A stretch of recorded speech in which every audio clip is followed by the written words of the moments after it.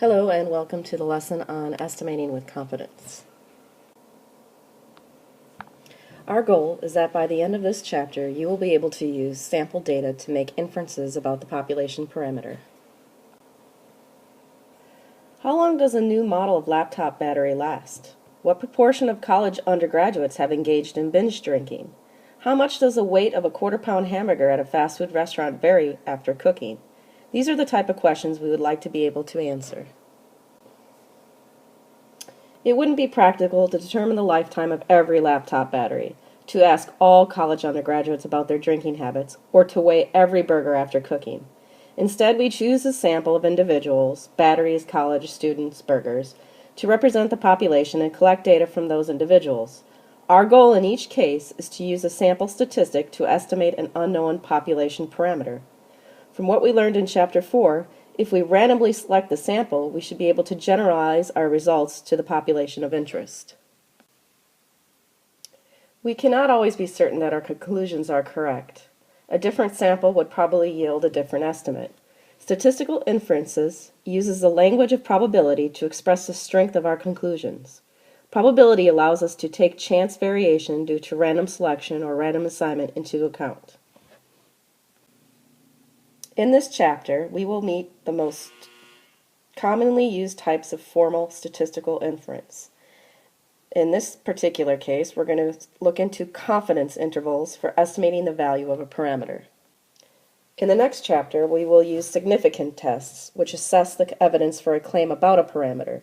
Both types of inference are based on the sampling distribution of statistics. That is, both report probabilities that state what would happen if we use the inference method many times. Okay, let's discuss some vocabulary. Point estimator is a statistic that provides an estimate of a population parameter. And point estimate is the value of a statistic from a sample. Our ideal point estimator would have no bias and low variability. The idea of a confidence interval. Well, a confidence interval for a parameter has two parts. The first part is an interval calculated from the data, which has the form of estimate plus or minus the margin of error. The margin of error tells us how close the estimate tends to be to the unknown parameter. The second part is a confidence level, which is we're going to call C, gives the overall success rate of the method for calculating the interval.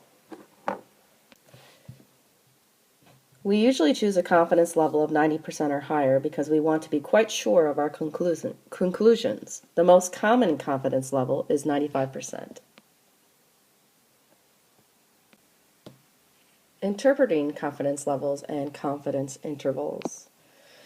Confidence level, to say that we are 95% confident, is shorthand for 95% of all possible samples of a given size from this population will result in an interval that captures the unknown parameter.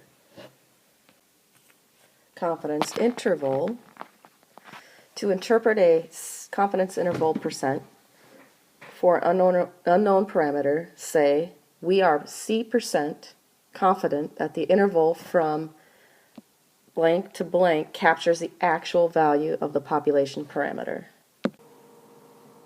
Constructing a confidence interval.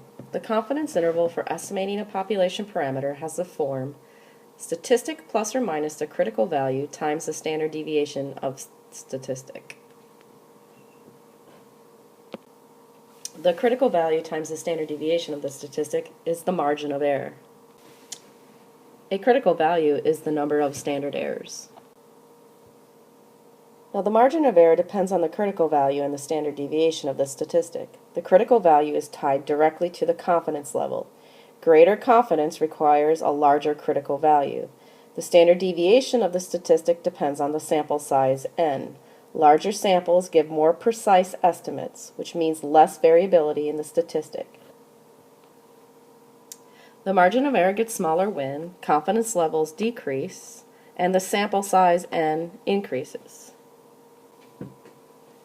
Before calculating a confidence interval for the population mean, or the population proportion, there are three important conditions that we should check.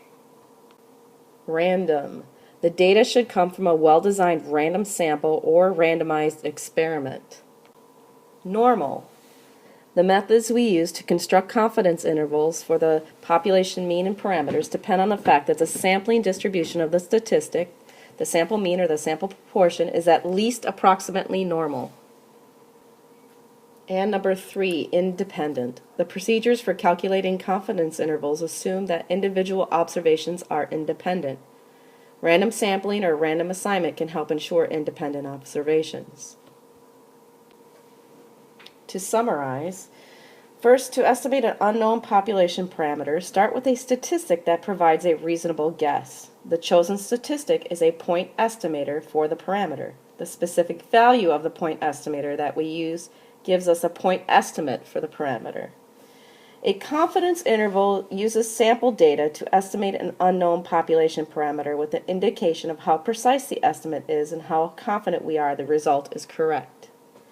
And any confidence interval has two parts, an interval computed from the data and a confidence level C. The interval has the form of the estimate plus or minus the margin of error. When we calculate a confidence interval, it's the statistic plus or minus the critical value times the standard deviation of a statistic. The confidence level C is the success rate of the method that produces the interval. If you use 95% confidence intervals often, in the long run, 95% of your intervals will contain the true parameter value. And, other things being equal, the margin of error of a confidence interval gets smaller as the confidence level C decreases and the sample size N increases. Before you calculate a confidence interval for a population mean or proportion, be sure to check conditions. First one, it must be random sampling or random assignment. And 2, normal sampling distribution.